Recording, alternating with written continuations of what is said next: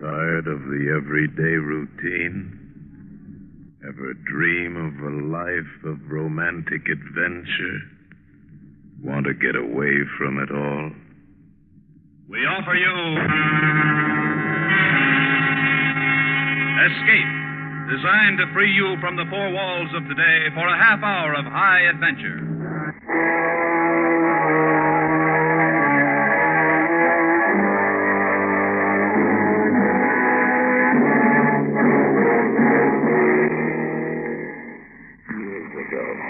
In a science fiction classic, Green Splotches.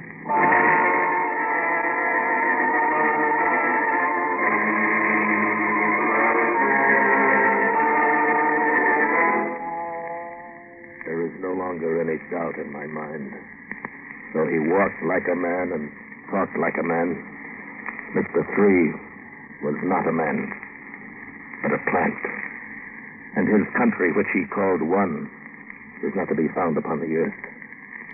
It is the only possible conclusion to make after what happened to us in the valley of the Infernal River.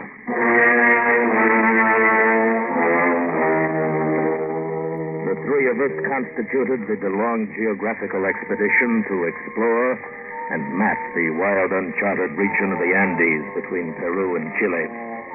There was our leader, Professor Anton Demetrius, once of the University of Bucharest, and now one of America's most distinguished adopted scientists. In the valley of the Rio Infinito, we should find some very significant geological evidence which may well change our present conception of the age of our planet. There was young Leroy Haskell, the secretary of the expedition. Phi Beta Kappa, Ph.D., and, as far as I was concerned, a scientific camp follower. He had written a book. The material I shall gather on this junket will make a book that should simply dwarf the success of my Reindeer in Iceland. And you know how well received it was. Then, of course, there was me, John Preston. My job was to survey the region and map it for the first time. There were two native guides, Jose and Pablo. We had been warned from the first. Everyone told us to stay away from the valley of the Infernal River, from which they all said no traveler has ever returned. But we were not to be dissuaded from our purpose. So after a week on the high mountain trails, we came at last to the entrance of the valley.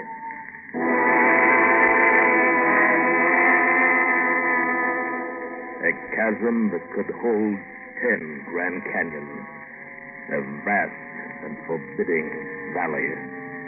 Black, dark brown, and deep gray. A horrible scar. The flesh of the earth burned to a crisp. And far, far below, the twisting gray shimmer of the Rio Infinito. This is the place, senor. The Valley del Rio Infinito. Do we start back now? We'll spend the next 60 days in this valley. There was no trail. The mules and pack yamas picked their way between boulders ranging in size from a man's head to his house. Jose led the party, rifle at ready, alert for the slightest danger. The way was steep, pitching us forward against the pommels of our saddles, jostling and jouncing us. It would not be exact to say that I was frightened by this forbidding valley of desolation, but I was depressed by it as I rode along. I was lost in speculation about the warnings we had received when a rifle shot rang out. What?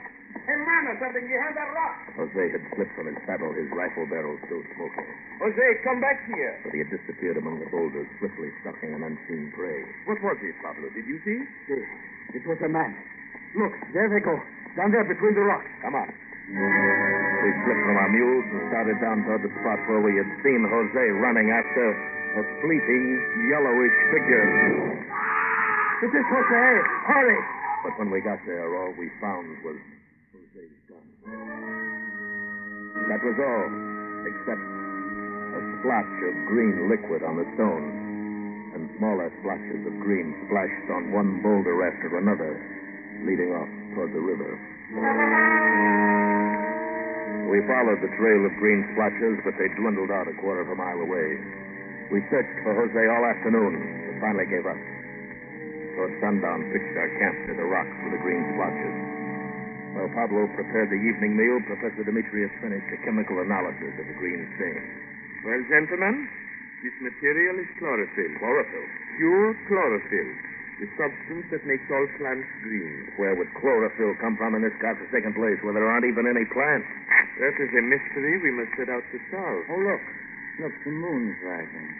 Apropos of nothing. I like to watch the moon rise.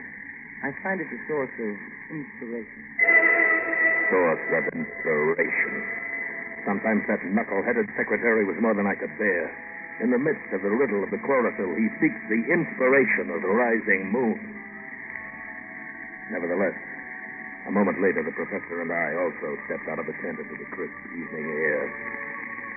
Far down at the eastern end of the valley, the disk of the rising moon glimmered between two towering peaks. It looks whiter and more silvery in this latitude. He wears a cloud of mist like the veil of a bride. Does he now? Look here, Preston, just because you like the gift of imagery is no reason to... My God, look! The moon, the new moon, setting in the west. He was right. Low in the luminescent western sky was the thin, delicate crescent of the new moon. And to the east, the full moon, which we'd been watching, had disappeared. A phosphorescent mist still hung about the peak.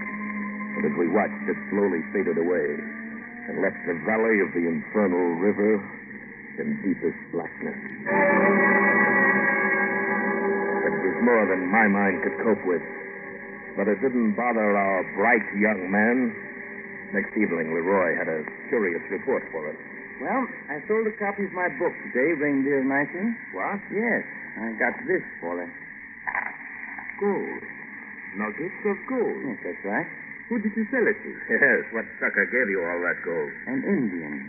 An Indian? What happened? Well, I was down the valley way today gathering specimens of flora, and I just sat down to eat my lunch when I saw this Indian behind a rock staring at me.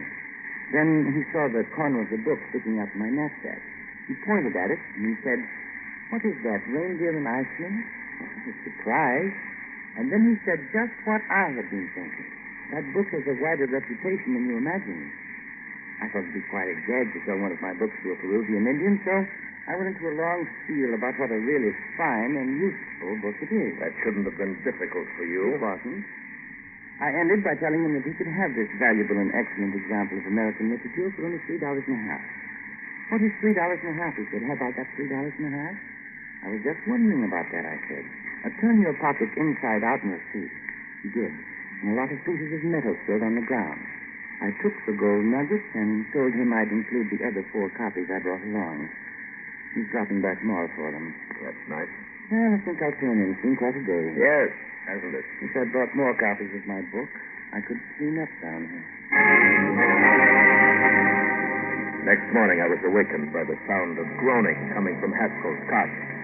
What I saw there awakened me with a start and yanked me to my feet. Professor Demetrius. Professor. John, what's the matter? Come here quickly, please. Something's wrong with Leroy. What is it? Look. Is that Leroy? Yes. Why, his hair is turned white. Overnight. Well, what in the world happened to him? I don't know. Yes, Leroy. Come on, old boy, wake up. Come on, Leroy, wake up. Come on, fellow, wake up. Come on. What's the matter? Now, how do you feel? You hurt anywhere? Oh, my head aches and my leg burns. Where? Right here. Let me see. Here on my side. Well, that's a pretty nasty inflammation. More like a third-degree burn. Right under your trousers pocket. Leroy, Yes. did you carry that gold in this pocket yesterday? Why, yes. And where was it last night? I put it under my pillow for safekeeping. Yes, that accounts for it. That gold is poisoned in some way. Poison? What? Oh, no. No. What's the matter? Here in the mirror. Is that me? Listen, did that stuff turn my hair white? Tell me. Yes, my boy, it did. Oh, no. Listen, look. Look, there he is. I looked up. Standing in the entrance of the tent was an Indian with an enormous head and thickly painted face. He was wearing the usual white shirt and trousers of the cholo, and he was smiling a faint, ironic smile which made me dislike him intensely. The professor was first to recover from the shock of his appearance. Did you give our young man here some gold yesterday? I gave the young man some gold for some books. Did you know the gold was poison? Poison? How? Well, that's what we want you to tell us. I haven't any idea. What effect did it have? You can see for yourself. Is this the same young man? Yes, you nearly killed him. Oh, how interesting. It must be the effect of a metal I carried with the gold. I do not know what you call it in your language. Possibly you may never have heard of it. Here is some. But that's radium. Pure metallic radium. Yes, son. More radium than is known to exist in the entire civilized world. And carried around casually in the pocket of an Indian. But I was burned by the gold. That's right, but the gold has become irradiated by this piece of radium, which I might add is worth several $1 million. You made a bad deal, Leroy. You should have taken the radium and let the gold alone. I wish I'd given the book away. Can't you gentlemen ever communicate with each other without using words and sentences? What? Huh? Suppose, Mr. Preston, you desire to communicate with Mr. Demetrius. Would you How do you know my name? Have we met somewhere before? I'm sure we have not. But when I paused, you talked your name. So naturally I knew it at once. I believe that's the ancient word for it. Mr. Preston, I perceive that you want to know my name. Well, I have a number. In my country, the citizens are numbered. I'm sure when your own countries become densely populated, you too will adopt a numerical nomenclature. What is your number?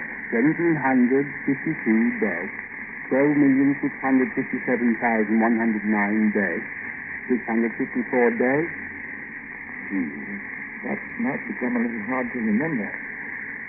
Where do you come from, Mr. Reed? The name of my country is One, or Turk. I dare say each of you comes from a country which you call One. No, I see I am wrong.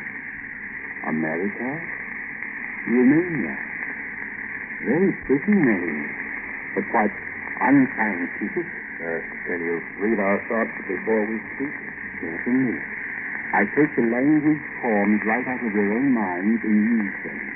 If the teacher has no language at all, one can choose his work out of the aluminum age, and that arose from the prehistoric steel age, a very heavy, clumsy metal I have heard archaeologists say. Oh, breakfast, Pablo. Good, good. Set it up on the table there. Senor Preston, he is the one. What's that? That man there, he murdered Jose. What? Everything he has done is Jose. He wears Jose's clothes and his shoes. On his finger is Jose's silver ring. I know it. I saw him that day when Jose disappeared. Are you sure, Pablo? Sí, ciertamente. Pablo is quite right, gentlemen. You admit that you killed Jose? Oh, yes. You realize, Mr. Stree, that your confession will place you in jeopardy of the law. Oh, then you do have laws in your country. Why, naturally. Pablo, take that rope there and tie Mr. Stree to that chair. Sí, senor. You may consider yourself under arrest, sir. Give Pablo a hand, Leroy. Time securely. It will be a pleasure. We will have to carry him before a magistrate. That is most inconvenient. Professor Demetrius, you have studied physiology Yes. and perhaps vivisection. Yes? Then why all this fuss about the killing of a lower animal for scientific ends? A lower animal? Mr. Stree, we are all human beings. Granted, Jose did not have the intelligence or culture such as we have. Nevertheless, he was a human being. Senor Preston, the pack animals, look, they've broken out of the corral. I rushed from the tent, followed by Leroy and the professor. The mules and the llamas had indeed broken through the corral fence and were stampeding down the valley as if pursued for the seventh snow. Pablo tried to head them off, desperately shouting and waving his arms, but his efforts seemed silly in the face of their headlong flight. And then my attention was diverted in another direction. Preston, look, our tent's on fire. It was. A sheet of flame licked up the oil canvas and enveloped the ridge. Our prisoner. We'll burn to death in there. I'll get him. I ran back to the tent, pulled up the stakes to the rear wall, and shoved into the smoke-filled tent. Mr. 3 was still sitting in the chair where we tied him. He slumped queerly, and the brim of his hat had dropped down to his shirt. There was no time to untie him. I picked him up, chair and all, and rushed out of the tent just as the walls collapsed. It occurred to me that he was remarkably light. John, is he all right? Suffocated, I think. Clothes are burning. Help me beat out the flames. Hey, what's this? He's collapsed. The clothes are empty. No, not quite. The professor tore open Jose's clothes and pulled from within a human skin. What in the world? I believe this deal. It is the skin of Jose. How do you know? See, there on his arm. The tattoo of the cross. Yes, I remember Jose had such a tattoo. What does it mean? It means that somebody or something has been stalking us, disguised in this. But I don't... Exactly as a hunter stalks a deer in a deer robe. Then it wasn't a human being? It was the devil. They wonder. He knows he's a human being, but he doubts if we are. Did you notice how supercilious he was? He probably thinks of us as the missing link between the apes and himself. We are animals to him. He puts on one of our skins to hunt us down.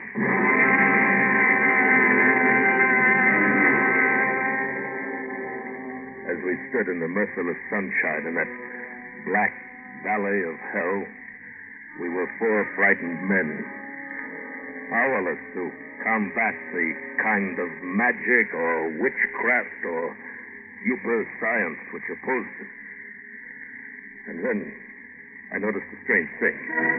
A rabbit broke from behind a boulder and dashed between our feet, scampering down the valley toward the river. I looked up and saw Vicuna leaping from boulder to boulder, and there slipping between the rocks was a panther. Suddenly the whole valley seemed alive with flying animals, all rushing headlong toward the river. Rats, hadhawks, civets, and finally a huge Yucamare, the great black bear of the Andes, lumbered by so close to us we had to jump out of his way. But he paid us no heed. He was too intent on following the others toward the river. No. What in the world? Look, up the valley, hopping from rock to rock. What are they? They look like yellow fleas from here. Whatever they are, they must be what stampeded our pack animals. It is the devil driving all the animals into hell. Look again, Pablo. They're getting bigger. They look like men to me. Yellow men, with the agility of mountain goats. As the strange hopping figures approached, we could see that they carried some kind of short metal rod that flashed in the sun. The closer they came, the more animals rushed by us. Devil or no devil, it was too much for Pablo. As a beautiful speckled deer came into view, Pablo raised his rifle. Don't shoot. There must be no holes in the skin. We swirled around. Behind us on a large boulder stood Mr. 3. He was naked, having shed Jose's skin. His face still carried the red paint of his Indian masquerade, but the rest of his body was a soft yellow, like a ripe peach. His feet were disagreeably small, which accounted for the ease with which he escaped our rope. In his hand, he carried a small metal rod. I must apologize for setting fire to your tent, gentlemen. It was quite accidental. I did it with this focusing rod as I slipped out of your rope. Focusing rod? Yes. What does it focus? Radio power. Why, that is the most compact transmitter I've ever seen. It's really quite primitive. I imagine it came into use among thinking creatures along with fire, the keystone of the ark, and the remote control rocket. They were all important additions to human knowledge, but their discoverers and the dates of their discovery are lost in prehistoric eras. You men will follow the rest of the quarry to the river. Everyone must go. What did you say? Follow the rest of the animals to the river. Be quick about it. Now look here, 3. We'll do as we please. Why should we go? So our commander can select specimens to carry to the land of one. Oh, I see. He wishes our scientific advice on the selection of animals. Your advice? You bunch of idiots. He's going to select one of you as a specimen to carry to one. Now get along. I don't want to have to use force. You won't get us any other way. Take cover, men. The four of us threw ourselves behind the boulders. Mr. Three didn't move. He still stood on top of his rock a dozen feet away. I raised my rifle, got his huge, ugly head in my sights, and squeezed the trigger. But the gun never fired, and suddenly my arms and legs were contorted in painful spasms. My body stiffened, and it seemed as though my brain were on fire. When I opened my eyes, I was flat on the ground, and so were my companions. I think that you are convinced now of the futility of opposition. So we stroll together in the direction of the river. You realize that you're creating an international incident. The United States of America does not stand for such treatment of its citizens. You better think twice. This thing can get out of hand. It may even become a matter for the consideration of the United Nations, and it can certainly lead to war. Indeed. That would be interesting. Professor, do you creatures really represent a scientific body? Why, of course we do. The DeLong Institution. How quaint. And I'd like to have some things explained. I'd be very happy to oblige if I can. Oh, yes, I perceive your question. We are here to extract radium from the pitch blende in this valley. We do this with a portable furnace. The strange lights you saw in the evenings occurred when we moved our furnace from place to place. We always do that at night. To do so during the day is inconvenient because the sun's rays are apt to create a local ether storm. Yes, I can see that it might. Hey, look. What? Look ahead there. A flying saucer to end all flying saucers. As we rounded a huge boulder, there stood an enormous cylinder of metal. It towered at least 750 feet into the air and rested on a stone which could not have been more than 4 feet in diameter. Its huge bulk shored up by metal rods several hundred feet long, which protruded from the ship where the barrel began to taper toward the stern. 500 feet up the side of the cylinder were controlling planes, which looked tiny in comparison to the great bulk, and indicated that it must travel through space at inconceivable speed. Around the base of the ship, squads of yellow men were rounding up the animals in cages and stowing them aboard. They worked with military precision, obviously under orders, although no sound was uttered since all communication was mental. As we approached the ship, 4 yellow men appeared with a large cage. And from a porthole about 75 feet above the stern, another yellow man with a scintillating scar on his forehead stared down at us. Mr. Three drew himself up stiffly and saluted. What followed was a one-sided conversation put into words by Mr. Three, apparently for our benefit. Yes, sir. No, sir. Ordinary ruby-blooded mammals, sir, with intelligence somewhat higher than monkeys, sir. They communicate with simple thoughts exactly as monkeys do, sir, by chattering. They are absolutely insensible to all mental vibrations, sir, more completely than the 4-legged animals. I would suggest you take all 4. They will prove very amusing, sir, in the National Zoo. Their attempts to deceive each other and even me, sir, are quite ridiculous. I believe you will find them much more humorous than chimpanzees. Sorry you haven't the space. In that case, I suggest you take the brown one. He is the best physical specimen and obviously better adapted to his habitat. None of them have any minds to speak of. Very well, sir. As the yellow men closed in on him, Pablo whipped out his knife, slashing and stabbing at his assailant. And every time his knife found a mark, green liquid spurted from the yellow body. They finally disarmed him, and in answer to the thoughts of one of them, Mr. Three said, I can't use my focusing rod. It might destroy what little mind he has. A moment later, they were carrying Pablo by arms and legs toward the cage. He turned his pathetic, bloody face toward me. Senor Foster, for the love of Holy Mary, save me! Save me! And something snapped in my brain. I started toward Pablo's captive. Mr. Three leveled his focusing rod, and my brain seemed on fire, and everything went black.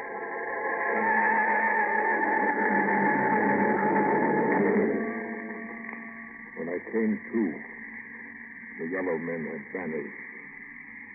The spaceship stood poised in the light of the setting sun.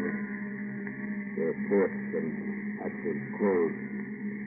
The professor and Leroy were leaning over me. John, are you all right, John? I guess so. That jolt he gave you must have been a nasty. I rather like the electric chair all over. From the stern of the spaceship, a luminous gas seemed to boil out in whirls of furious brightness. The restraining rods were cast off, and the huge cylinder shot straight up into the air with a precision.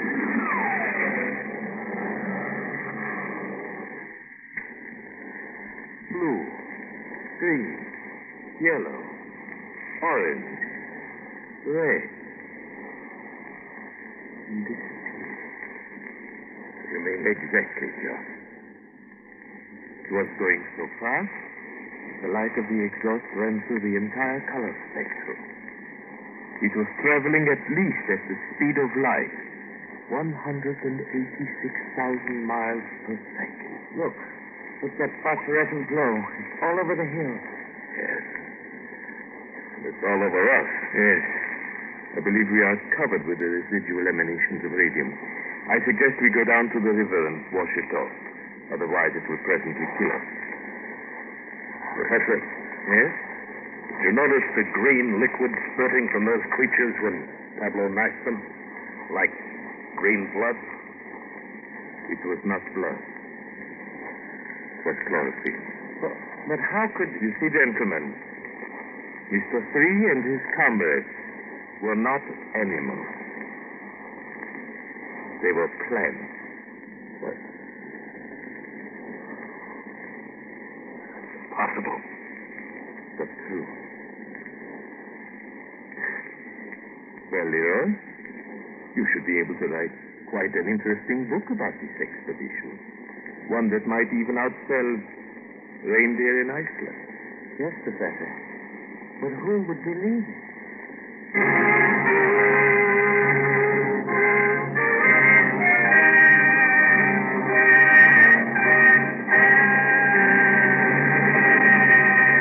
Escape is produced and directed by William N. Robeson. Tonight we have presented Green Splotches, written in 1920 by T.S. Stribling and modernized and adapted for radio by Mr. Robeson. Featured in the cast were Bill Conrad as Preston and Paul Frees as Professor Demetrius. Also heard were Ted DeCorsia, Harry Bartell, Barton Yarborough, and Jay Novello. Special music was arranged and conducted by Del Castillo. Next week... You're trapped on a lost plateau in the shadowy depths of the Grand Canyon. At your feet lies a fortune in ancient gold, and beside you, holding a gun at your head, is a half-crazed Indian from whom there is no escape. Next week, we escape with the story of a man who faced the murderous fanaticism of an ancient tribe to recover a fabulous treasure in golden relics, as Paul Pierce tells it in Grand Canyon Suite. Goodbye, then, until the same time next week, when once again we offer you Escape.